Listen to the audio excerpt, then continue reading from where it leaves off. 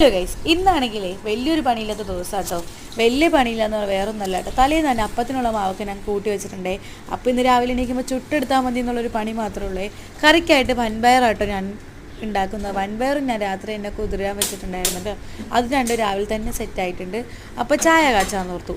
ചായക്ക് ഇത്രയും പാലെടുക്കണ വേറൊന്നിനല്ല കേട്ടോ. ഇവിടെ ബൂസ്റ്റ് ഇട്ട് പാലും കുടിക്കും ചായയും കുടിക്കും. അപ്പോൾ അത് രണ്ടും ഒറ്റൊരു പാത്രത്തിൽ തന്നെ ഞാൻ കാച്ചാൻ വേണ്ടി വെച്ചിട്ടുണ്ടേ.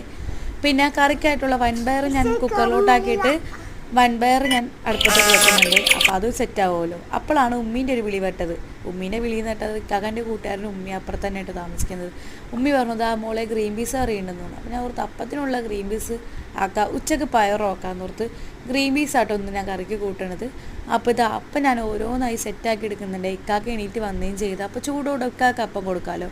പിന്നെ ബൂസ്റ്റ് ഇട്ട പാത്രത്തിലോട്ട് പാലും മാറ്റി ചായപ്പൊടി ഇട്ട് ചായയും കാച്ചാൻ വേണ്ടി വെച്ചു. അപ്പം അത്രയും പണി കുറവിട്ട് അപ്പോൾ ചായയൊക്കെ ഞാൻ പകർത്തി ക്ലാസ്സിലോട്ട് വെക്കുന്നുണ്ട്.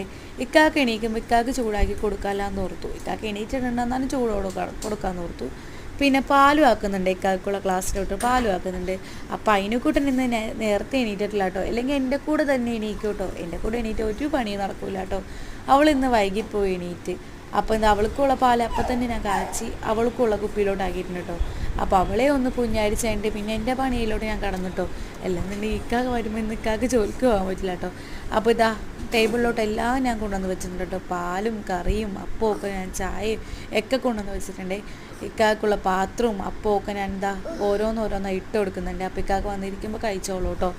പിന്നെ എല്ലാവരും കഴിച്ച് കഴിഞ്ഞിട്ടേ ഞാൻ കഴിക്കുള്ളൂ കേട്ടോ. അല്ലാണ്ട് എനിക്കൊരു തൃപ്തി വരില്ല. എല്ലാവരും കഴിച്ച് വയറിറങ്ങിട്ടേ ഞാൻ കഴിക്കുള്ളൂ. ലാസ്റ്റേ ഇരിക്കുള്ളൂ കേട്ടോ. ഞാൻ ഇക്കാക്ക് ഫുഡൊക്കെ കഴിക്കുന്നുണ്ട്. ഇക്കാക്കനെ കൂടെ തന്നെ അതിനും ഉണ്ട്. അപ്പോൾ ഞാൻ ചായ കുടിക്കുകയാണ്. അപ്പോൾ അത്രയേ ഉള്ളൂ.